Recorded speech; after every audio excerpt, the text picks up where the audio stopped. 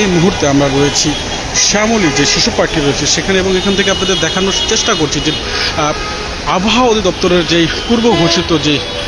কথা ছিল যে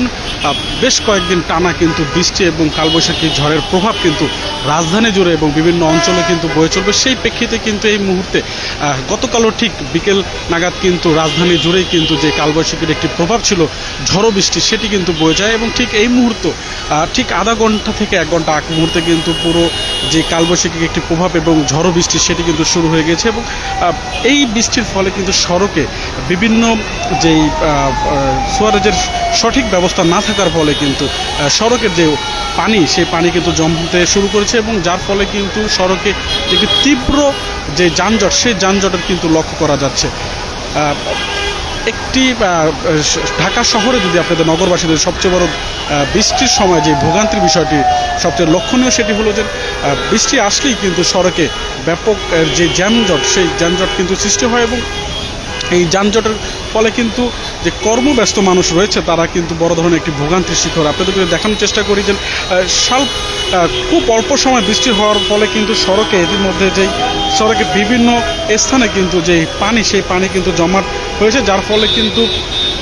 যেই সড়কে যে গাড়ি চলাচল রয়েছে সেটি কিন্তু এক প্রকার স্বাভাবিকের যেই তুলনায় কিন্তু বিঘ্নিত ঘটছে, যার ফলে কিন্তু সড়কের দুইটি পাশেই কিন্তু সড়কের যে দিক যে গাড়ির একটি জটলা সেই জটলা কিন্তু ইতিমধ্যে দেখা যাচ্ছে। এবং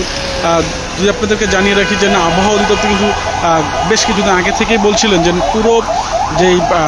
টানা 4-5 দিন ধরে কিন্তু সারা বাংলাদেশ সহ বিভিন্ন ঢাকা শহর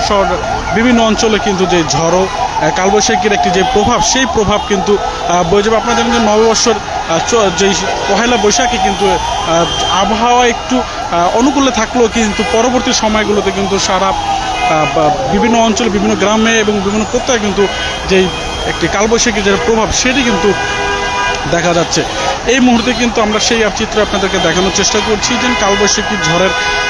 সৃষ্টি হওয়ার কারণে কিন্তু যে রাজধানীতে মুষলধারে বৃষ্টি এবং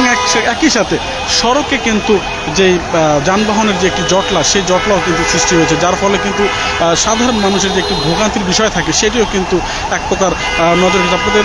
সেই চিত্র কিন্তু আমরা এই মুহূর্তে দেখানোর চেষ্টা করছি। আপনারা কিন্তু আমাদেরকে কমেন্ট সেকশনে জানাতে পারেন আপনার মূল্যবান মতামতটি, এবং জানিয়ে দিতে পারেন আপনি কোন স্থান থেকে আমাদের সাথে যুক্ত হয়েছেন, এবং আপনার যেই স্থানটি রয়েছে বা যেই এলাকা থেকে আপনি দেখছেন সেই এলাকার বর্তমান কী পরিস্থিতি সেটিও কিন্তু আপনি জানিয়ে দিতে পারেন।